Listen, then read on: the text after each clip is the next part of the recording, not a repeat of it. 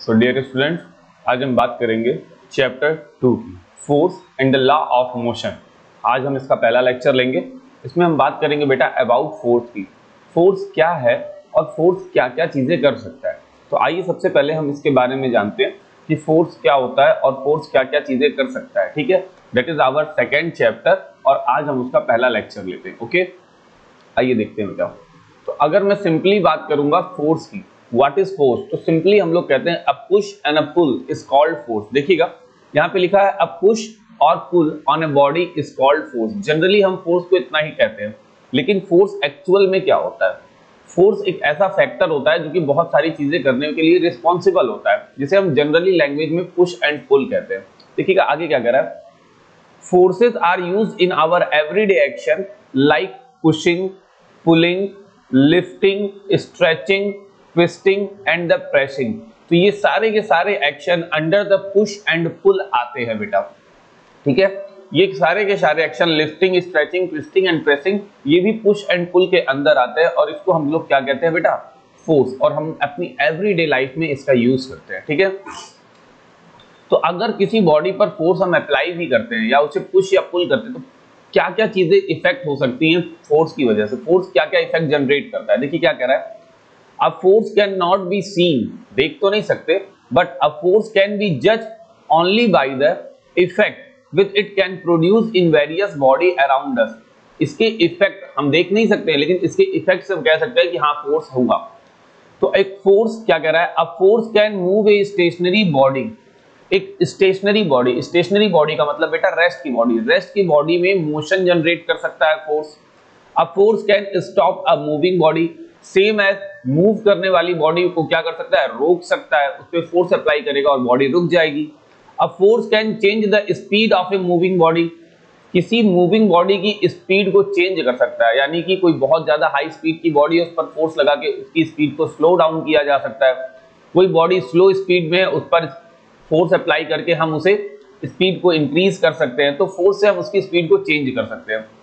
अब force can change the direction of a moving body, moving body की direction को change कर सकता है।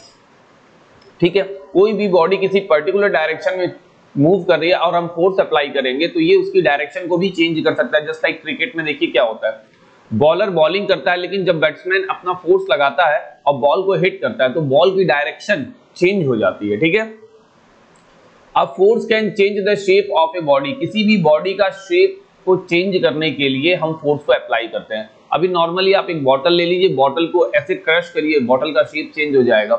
तो हम फोर्स को अप्लाई करते हैं ताकि हम ये सारे इफेक्ट देख सके उसमें। ठीक है, यानी कि फोर्स की वजह से ये सारे इफेक्ट किसी भी बॉडी में जनरेट होते हैं।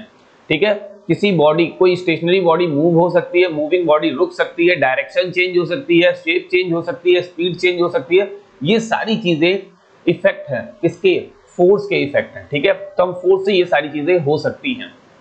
नेक्स्ट आगे देखिए क्या कह रहा है, अब force is an influence which tends to set a stationary body in motion. Force एक ऐसा इन्फ्लुएंस है जिससे स्टेशनरी बॉडी मोशन में आ सकती है और स्टॉप अ मूविंग बॉडी, या मूव करने वाली बॉडी को रोका जा सकता है। और which tends to change the speed and the direction of a moving body, हम बॉडी की स्पीड और डायरेक्शन चेंज कर सकते हैं, हम बॉडी का शेप चेंज कर सकते हैं। ये सारी चीजें हम कर सकते हैं with the help of force. ठीक है बेटा, change in the shape of body. समझ में आ गई बात? तो फोर्स एक जनरल इफेक्ट पैदा करता है जिसमें बहुत सारी चीजें आती हैं। अब जब फोर्स आती है, जब फोर्स बॉडी पर अप्लाई होगा, तो अगर बॉडी पर फोर्स अप्लाई होता है तो ऐसा नहीं है कि अगर फोर्स लग रहा है तो ये सारी चीजें हुई। तो इसमें हम फोर्स को दो तरीके से कैटेगराइज कर सकते हैं, balance forces and the unbalance forces. Balance forces क्या होते हैं, अनबैलेंस फोर्सेस क्या होते हैं? देखिएगा सबसे पहले यहां दिखाई दे रहा है आपको बैलेंस फोर्सेस। कह रहा है if the resultant of all forces acting on a body is zero the forces are called balanced forces. इसका मतलब क्या हुआ, अगर किसी बॉडी पर मल्टीपल फोर्सेस अप्लाई हो रहे हैं और उन फोर्सेस की वजह, उन फोर्सेस का जो टोटल सम आ रहा है वो जीरो आ रहा है। एक तरीके से वो क्या आ रहा है, टोटल सम जीरो आ रहा है, यानी कि सारे फोर्स एक दूसरे को कैंसल आउट कर रहे हैं। ठीक है, तो हम ऐसे फोर्सेस को बोलते हैं बैलेंस फोर्सेस। अब बैलेंस फोर्सेस से होता क्या है बेटा, बैलेंस फोर्स, कोई भी बॉडी अगर रेस्ट में है तो वो हमेशा चाहते हैं कि वो बॉडी रेस्ट में रहे, यानी कि रेस्ट की बॉडी को हमेशा रेस्ट में रहने देता है बैलेंस फोर्स। या अगर बॉडी मोशन में है तो भी उसके ऊपर कोई इफेक्ट नहीं आएगा, वो बॉडी कंटिन्यू इन मोशन रहती है। तो बैलेंस फोर्स ऐसा फोर्स है जो कि एक दूसरे को कैंसल आउट करेगा, जिसका रिजल्टेंट जीरो आएगा और उस बॉडी की कंडीशन में या उसकी बॉडी की स्टेट में कोई भी चेंज नहीं आएगा। अगर वो इन अ स्टेट ऑफ रेस्ट है तो वो हमेशा रेस्ट में रहेगी, इन अ स्टेट ऑफ मोशन है तो वो हमेशा मोशन में रहेगी। ठीक है, देखिएगा इसका एक एग्जांपल बेसिक में आपको यहाँ समझाता हूँ। आपको दिखाई दे रहा होगा सामने आपको एक फिगर दिख रहा है, that is a heavy box. यहाँ पर आपको एक heavy box does not move लिखा हुआ दिखाई दे रहा है।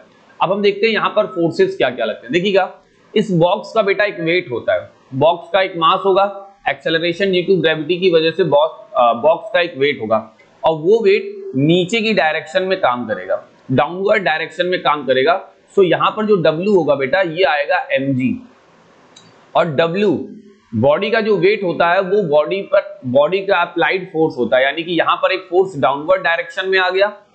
अब नीचे जो सरफेस है बेटा ये एक रफ सरफेस होगा, ऑब्वियस सी बात है, बॉक्स को किसी सरफेस पे हम रखेंगे तो नीचे का जो सरफेस होगा वो एक हार्ड सरफेस होगा। ये सरफेस पे अगर हम बॉक्स को रखते हैं तो क्या बॉक्स नीचे और जाता है?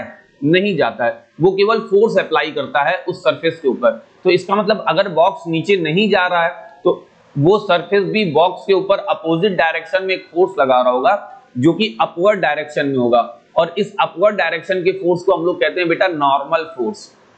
क्या कहते हैं बच्चा?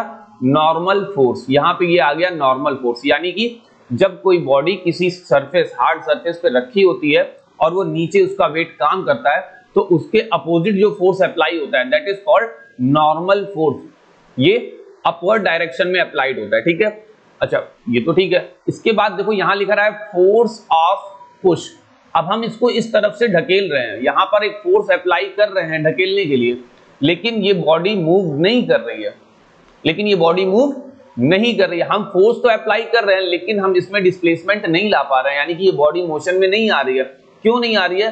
क्योंकि बेटा इन दोनों सरफेस, बॉक्स का एक सबसे बॉटम मोस्ट सरफेस और इस सरफेस का जिस प्लेन पे इसको रखा गया है उसका टॉप मोस्ट सरफेस, इन दोनों के सरफेस एक दूसरे को टच करेंगे और जहां टच करेंगे वहां पर इनके बीच में जनरेट होता है बेटा फ्रिक्शन। क्या जनरेट होता है बेटा? फ्रिक्शन। तो ये देखो यहां दिखा रहा है फोर्स ऑफ फ्रिक्शन। तो फोर्स ऑफ फ्रिक्शन की डायरेक्शन जो होती है बेटा वो अप्लाइड फोर्स के अपोजिट डायरेक्शन में होता है। तो फोर्स अगर हम ऐसे अप्लाई कर रहे हैं तो फ्रिक्शन इस पॉइंट पर, इस पूरे पॉइंट पर फ्रिक्शन अप्लाई होता है। ठीक है, जहां पर ये दोनों ऑब्जेक्ट एक दूसरे को टच करते हैं उस सरफेस पर फ्रिक्शन अप्लाई होता है, और फ्रिक्शन की डायरेक्शन अप्लाइड फोर्स की डायरेक्शन के अपोजिट होती है। तो यहां पर फ्रिक्शन फोर्स लगेगा दैट इज स्मॉल एफ। ठीक है बेटा, फ्रिक्शन फोर्स को हम लोग स्मॉल एफ से डिनोट करते हैं। तो ये फ्रिक्शन फोर्स आपके अप्लाइड फोर्स को कैंसल आउट करेगा। इस बॉक्स का वेट, ठीक है, इस बॉक्स का वेट जो कि एक फोर्स है इसको कैंसल आउट करेगा normal reaction force. Normal force एक रिएक्टिव फोर्स होता है जिसे हम कहते हैं नॉर्मल रिएक्शन फोर्स। तो यानी कि इस हैवी बॉक्स पर फोर्सेस तो अप्लाइड हो रहे हैं, फोर्सेस हैं, लेकिन ये सारे फोर्सेस क्या हैं बेटा? बैलेंस्ड है। कैसे बैलेंस्ड है? क्योंकि इसके डाउनवर्ड डायरेक्शन के फोर्स को नॉर्मल रिएक्शन फोर्स बैलेंस कर रहा है। अगर बॉडी को आप किसी चीज पे रखते हैं तो वो नीचे की तरफ नहीं जाता। फॉर एग्जांपल जैसे समझ ही लीजिएगा, मान लीजिएगा आपके पास यहां पर एक टेबल है और इस टेबल पर आपने बुक रख दी, तो क्या ये बुक अगर आप टेबल पे रखेंगे तो क्या ये बुक टेबल के नीचे आ जाएगी? नहीं आएगी। क्यों नहीं आएगी? क्योंकि इस बुक का वेट तो नीचे वर्क कर रहा है mg, that is W is equal to mg। इस बुक का वेट नीचे वर्क कर रहा है लेकिन ये बुक नीचे नहीं आ रही, तो इसको रोक कौन रहा है? ये टेबल रोक रहा है। तो ये टेबल यानी कि इस बुक पर एक नॉर्मल रिएक्शन फोर्स लगा रहा है जो कि अपवर्ड डायरेक्शन में है। Is that clear? तो यहां पर एक नॉर्मल फोर्स लग रहा है। ठीक है बेटा, उसके बाद आप एक पर्टिकुलर डायरेक्शन में फोर्स अप्लाइड कर रहे हैं, लेकिन अगर बॉडी मूव नहीं कर रही है, ऐसा नहीं है करेगी नहीं, जब आप बहुत ज्यादा फोर्स अप्लाई करेंगे तो बॉडी मोशन करने लगेगी, लेकिन अगर आपके अप्लाइड फोर्स से भी बॉडी मूव नहीं कर रही है तो इसका मतलब वहां पर जो फ्रिक्शन फोर्स लग रहा है उसका मैग्नीट्यूड आपके फोर्स के इक्वल है या उससे ज्यादा है, इसलिए बॉडी मूव नहीं कर रही है। ठीक है बेटा, तो यानी कि आपके अप्लाइड फोर्स को फ्रिक्शन फोर्स कैंसल कर रहा है, लेकिन अगर आपके अप्लाइड फोर्स का मैग्नीट्यूड फ्रिक्शन के मैग्नीट्यूड से ज्यादा हो जाएगा तो आपकी बॉडी मोशन करेगी। Is that clear? तो ये बात कर रहे थे हम बैलेंस फोर्स की, इसलिए हम लोगों ने इस एग्जांपल को समझा। अभी आगे बैलेंस फोर्स में और चीजें देखते हैं क्या कह रहा है। देखिएगा आगे कह रहा है, if a number of balance forces act on A stationary body, किसी रुकी हुई बॉडी पर अगर number of balance forces act करते हैं तो वो बॉडी कंटिन्यू स्टेशनरी कंडीशन में रहती है। Body continue to remain its stationary position, हमेशा रहेगी। बट अगर किसी मूविंग बॉडी पर अप्लाई हो रहा है तो वो बॉडी मूव करती रहेगी। If A number of balance forces act on a body in uniform motion, अगर मोशन करने वाली बॉडी पर फोर्स अप्लाई हो रहा है और फोर्सेज बैलेंस हैं, तब भी वो बॉडी मोशन करती रहेगी। The body continue to be state of uniform motion. Balance forces can not produce motion in stationary body और stop of a moving body. तो बैलेंस फोर्सेस कभी भी मूविंग बॉडी को रोक नहीं पाते और स्टेशनरी बॉडी में मोशन जनरेट नहीं कर पाते। तो जो बॉडी जिस स्टेट में है, चाहे वो रेस्ट हो चाहे वो मोशन पे हो, अगर उस पर बैलेंस फोर्सेस हैं तो वो उस बॉडी में कोई भी चेंज जनरेट नहीं करेंगे। Is that clear? Very good. अब देखिएगा यहां पर आपको एक गेम दिखाई दे रहा है, that is tug of war. यहाँ पे कुछ बच्चे हैं टग ऑफ वार खेल रहे हैं, रस्सा कसी का खेल खेल रहे हैं। अब इसमें दो टीम्स हैं, एक लेफ्ट हैंड साइड की एक राइट हैंड साइड की। तो ये टीम क्या करती है, देखिएगा अभी ये जो टीम है, इन तीनों लड़कों की टीम फोर्स को इस डायरेक्शन में अप्लाई करते हैं, ये अपना फोर्स इस डायरेक्शन में अप्लाई करते हैं और ये टीम के बच्चे फोर्स को इस डायरेक्शन में अप्लाई करते हैं। तो दोनों के फोर्सेस की डायरेक्शन अलग अलग है, दोनों के फोर्सेस की डायरेक्शन अलग अलग है। तो अब हम यहाँ एक केस जनरेट करते हैं। इन केस यहाँ पर कोई भी टीम न जीत रही है और ना ही हार रही है, तो इनकी जीत और हार डिपेंड करेगी मैक्सिमम फोर्स पर या लोवेस्ट फोर्स पर। लेकिन यहाँ पर कोई भी टीम न जीत रही है ना हार रही है। ये जो नॉट है ये अपने मिड पॉइंट पर सेम एज ऐसे बनी हुई है, ना आगे जा रही है ना पीछे, ना इस टीम की ओर ना इस टीम की ओर। इसका मतलब इन दोनों टीम ने जो फोर्स अप्लाइड किया हुआ है उस फोर्स का मैग्नीट्यूड क्या होगा बेटा, इक्वल होगा। इस फोर्स का मैग्नीट्यूड क्या होगा बेटा, इक्वल होगा। तो जब इस फोर्स का मैग्नीट्यूड इक्वल होगा तो हम ये कह सकते हैं कि ये एक बैलेंस फोर्स का एग्जांपल है। तो ये तो रेस्ट की कंडीशन में। किसी मूविंग बॉडी के साथ अगर मैं आपको एग्जांपल दिखाऊं तो हम लोग एक एग्जांपल देखेंगे मूविंग बॉडी के साथ। देखिएगा यहां पर आपको एक प्लेन दिखाई दे रहा है। ये प्लेन क्या कर रहा है, मोशन में है। ऑब्वियस सी बात है, अगर प्लेन एयर में है तो वो मोशन में है। इस पर बैलेंस फोर्सेस को थोड़ा सा हम समझते हैं। जब प्लेन उड़ता है हवा में तो वो हवा में होता है, एयर में होता है। अब उस पर कैसे फोर्स लगते हैं ये देखिएगा। अब इस प्लेन का एक वेट होता है बेटा, प्लेन का क्या होता है, एक वेट होता है जो कि नीचे की डायरेक्शन में काम करता है, दैट इज mg। तो अगर इस पर प्लेन का वेट काम कर रहा है, नीचे कोई सरफेस भी नहीं है तो इसको नीचे गिरना चाहिए, लेकिन ये फिर भी उड़ता है नहीं, क्योंकि इस पर नीचे जो एयर होती है वो एक अपथ्रस्ट फोर्स लगाती है। नीचे से एयर एक अपथ्रस्ट फोर्स लगाती है, जो फोर्स लिफ्ट का होता है। लिफ्ट का मतलब इसको ऊपर रखने का फोर्स होता है, दैट इज अपथ्रस्ट फोर्स। और इस अपथ्रस्ट फोर्स का कॉज क्या होता है बेटा, एयर। तो एयर इस पर अपथ्रस्ट फोर्स अप्लाई करती है जो कि इसके डाउनवर्ड डायरेक्शन के फोर्स mg यानी कि w को कैंसल आउट करता है। यानी कि बॉडी पर अप्लाइड होने वाला अपथ्रस्ट फोर्स डाउनवर्ड डायरेक्शन के mg को कैंसल आउट कर रहा है। ठीक है, ओके। आगे देखिएगा, अब यहां आपको पीछे ड्रैग और आगे थ्रस्ट भी दिखाई दे रहा है। तो ये पीछे ड्रैग का एक फोर्स लग रहा है और आगे थ्रस्ट का एक फोर्स लग रहा है। अब इसको थोड़ा सा समझते हैं। ड्रैग और थ्रस्ट की बातें समझेंगे तो आपको ज्यादा समझ में आ जाएगा। देखिएगा थ्रस्ट, जब बॉडी उड़ती है, मान लीजिए ये प्लेन है उड़ रहा है, तो ये थ्रस्ट को आगे की तरफ, थ्रस्ट की वजह से आगे की तरफ जाता है। यानी कि ये अपने पीछे से इंजन है बर्न हो रहा है, तो ये पीछे की डायरेक्शन में क्या करता है, कुछ चीजें रिमूव करता है या फिर इंजन बर्न हो रहा है। ठीक है, तो ये प्लेन आगे की तरफ बढ़ता है। तो अगर ये प्लेन आगे की तरफ बढ़ रहा है यानी कि आगे की डायरेक्शन में इसका फोर्स अप्लाई हो रहा है, और उस फोर्स का नाम हम लोगों ने यहाँ दे दिया है थ्रस्ट। ये थ्रस्ट की वजह से आगे जा रहा है, तो भैया इस पर बैलेंस फोर्स, ये आगे जा रहा है तब तो अनबैलेंस फोर्स हो गया। लेकिन ये कंटिन्यू रिमेन मोशन में है, तब तो इसको कंटिन्यू आगे ही भागते जाना चाहिए। लेकिन ये आगे भागता है लेकिन एक यूनिफॉर्म मोशन करते हुए, तो इसका मतलब इसके ऊपर बैकवर्ड डायरेक्शन में भी एक फोर्स लग रहा है, that is called drag. Drag का अपोजिट डायरेक्शन में फोर्स लग रहा है। अब ड्रैग कैसे लगता है, एयर की वजह से भी ड्रैग लगता है। जब सामने से एयर को ये क्या करता है, पेनिट्रेट करते हुए आगे जाता है, तो इस पर ड्रैग फोर्स अप्लाई होते हैं जो कि इसको पीछे की तरफ रखने में हेल्प करते हैं। यानी कि बॉडी जब यानी कि प्लेन जब हवा में उड़ता है तो उस पर number of balance forces apply होते हैं और इस तरीके से बॉडी क्या होती है, यूनिफॉर्म मोशन कर रही होती है। तो ये मोशन करने वाली बॉडी पर नंबर ऑफ बैलेंस फोर्सेज थे। ठीक है बेटा, आइए आगे बात करते हैं। तो ये तो था बैलेंस फोर्सेस को समझना। ठीक है, अब हम बात करते हैं अनबैलेंस फोर्सेस की। अनबैलेंस फोर्सेस क्या होते हैं देखिएगा। अनबैलेंस फोर्सेस, जब किसी बॉडी पर अनबैलेंस फोर्स अप्लाई होता है तो बॉडी जीरो नहीं होती, यानी कि बॉडी का टोटल फोर्स जीरो नहीं होता। यानी कि बॉडी अगर रेस्ट में है तो अब बॉडी मोशन करेगी, अगर बॉडी मोशन में है तो बॉडी रेस्ट में आ सकती है। क्या कह रहा है, if the resultant of all forces acting on a body is not zero, अगर जीरो नहीं है, the forces are called unbalanced forces, तब फोर्सेज को अनबैलेंस्ड फोर्सेज कहेंगे। अब इसको थोड़ा सा समझने की कोशिश करते हैं। देखिएगा, ये आपको एक कार दिखाई दे रही है, यहां पे लिखा है toy car moves. Toy car move same as. अब इस कार का एक वेट होगा जो कि डाउनवर्ड डायरेक्शन में काम करेगा, दैट इज mg।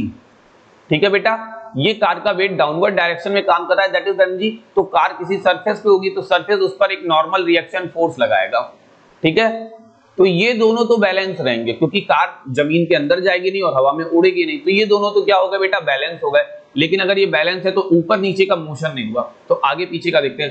कार का इंजन या फिर कोई भी चीज, अगर मान लीजिए हम फोर्स से इस कार को इस डायरेक्शन में पुल करते हैं तो ये कार, अब यहां लिखा है द टॉय कार मूव्स, अगर कार मूव हो रही है तो, अगर कार मूव हो रही है तो इसका मतलब हमारा अप्लाइड फोर्स ज्यादा है। तो और कौन सा फोर्स यहां लगता है बेटा, फ्रिक्शन। अपोजिट डायरेक्शन में कौन सा फोर्स लगता है बेटा, फ्रिक्शन फोर्स। तो फ्रिक्शन फोर्स की डायरेक्शन ये है, लेकिन हमने कह दिया कि टॉय कार मूव हो रही है, यानी कि हमने जब फोर्स को अप्लाइड किया है तो अप्लाइड फोर्स की डायरेक्शन में ये कार मूव कर रही है। तो इसका मतलब मेरे फोर्स का मैग्नीट्यूड इसमें जनरेट फ्रिक्शन से बहुत ज्यादा है, जिसकी वजह से बॉडी मेरे फोर्स के डायरेक्शन में मूव कर रही है। Is that clear? तो फ्रिक्शन यहां भी जनरेट हो रहा है और फोर्स यहां भी मैं लगा रहा हूं, लेकिन यहां अनबैलेंस्ड है, मेरे फोर्स का मैग्नीट्यूड ज्यादा है। ऐसा कैसे हो गया? देखो बेटा, फ्रिक्शन डिपेंड करता है, मैंने कहा ना फ्रिक्शन कहां लगता है, दो सरफेस पे। जहां दो सरफेस एक दूसरे को टच करते हैं वहां पर फ्रिक्शन लगता है। अगर उनका कॉन्टैक्ट एरिया बहुत ज्यादा बड़ा है तो बहुत ज्यादा फ्रिक्शन लगेगा, लेकिन अगर उनका कॉन्टैक्ट एरिया छोटा है तो फ्रिक्शन की वैल्यू कम हो जाती है। अब देखिएगा, इनका कॉन्टैक्ट एरिया कितना है, इतना सा एरिया यहां पर है कॉन्टैक्ट और इतना सा कॉन्टैक्ट एरिया यहां पर है, यानी कि पहियों के साथ कॉन्टैक्ट, और वो भी पहिए कैसे हैं, गोल हैं, सर्कुलर हैं। तो इनका फ्रिक्शन फोर्स इस पर बहुत कम लग रहा है, जिसकी वजह से मेरे फोर्स का मैग्नीट्यूड इंक्रीज हो जा रहा है और body in the direction of applied force, मेरे फोर्स की डायरेक्शन में बॉडी मूव कर रही है।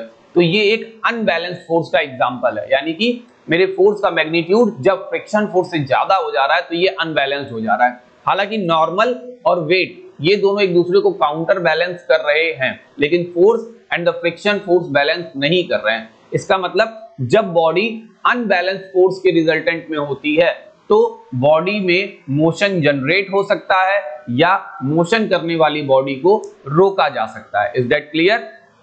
आगे देखिएगा क्या कह रहा है, आगे यहां पे कह रहा है unbalanced forces can move a stationary body or they can stop moving body। तो unbalanced force moving body में को रोक सकते हैं और रेस्ट स्टेशनरी बॉडी में मोशन जनरेट कर सकते हैं। इसका एक एग्जांपल फिर से हम टग ऑफ वार में समझते हैं। देखिएगा, इस टग ऑफ वार में दो टीमें हैं, लेकिन इस बार हम ये मान के चलते हैं कि टग ऑफ वार में एक टीम जीत रही है। क्या हो रही है? एक टीम जीत रही है। तो मान लो ये है टीम ए और ये है बेटा हमारी टीम बी। तो हम मान लेते हैं कि टीम बी हमारी जीत रही है। तो टीम बी ने एक फोर्स लगाया यहां पर, ठीक है, टीम बी ने एक फोर्स लगाया यहां पर और ये टीम ए का फोर्स है इस डायरेक्शन में, ठीक है। तो हम देखेंगे कि अगर हमारी टीम बी जीत रही है, इसका मतलब हमारी टीम बी के पार्टिसिपेंट्स जो हैं उनका फोर्स जो होगा वो टीम ए के फोर्स से ज्यादा होगा, यानी कि the magnitude of the force of the team B is greater than the magnitude of the force of the team A. तो अगर ये टीम फोर्स ज्यादा अप्लाई करती है तो ये सब लोग का मोशन किस डायरेक्शन में हो जाएगा? अप्लाइड फोर्स की डायरेक्शन में। हालांकि ये लोग फोर्स तो इस डायरेक्शन में अप्लाई कर रहे हैं, लेकिन इनका मैग्नीट्यूड इनके फोर्स से कम है तो ये लोग इस अप्लाइड फोर्स की डायरेक्शन में मोशन करेंगे। तो इसका मतलब force of team B is greater than force of team A. तो इस तरीके से ये अनबैलेंस्ड फोर्स का एग्जांपल है, क्योंकि अनबैलेंस्ड फोर्स अभी ये दोनों रुके हुए थे, अब इनमें मोशन जनरेट हो रहा है। अनबैलेंस्ड फोर्स रेस्ट में मोशन जनरेट कर सकता है और मूविंग करने वाली बॉडी को रेस्ट में ला सकता है। ठीक है बेटा, तो आज हम लोगों ने बात की फोर्स की, फोर्स क्या कर सकता है और बैलेंस्ड एंड अनबैलेंस्ड फोर्स के बारे में। नेक्स्ट लेक्चर में हम लोग न्यूटन्स के लॉ को समझेंगे बेटा। न्यूटन्स का first law, momentum, second law, third law, इन सारी चीजों को हम लोग देखेंगे। तो न्यूटन ने फोर्स से रिलेटेड चीजों को दिया और उसमें क्या क्या उसने कहा हम लोग नेक्स्ट लेक्चर में देखेंगे। तब तक फिलहाल आज के लेक्चर में इतना ही। ओके बेटा, बाय बाय।